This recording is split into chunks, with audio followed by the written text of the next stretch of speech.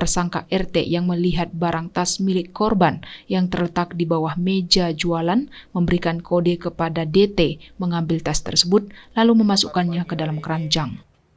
Tak sampai di situ, para tersangka kembali melanjutkan aksinya terhadap seorang penjual buah di Bundaran Balige.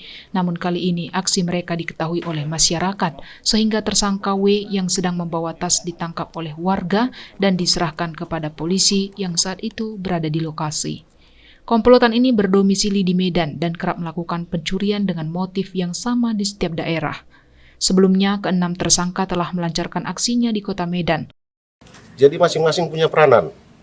Ada satu peranannya eksekutor, istilahnya bicara sama tukang jualan.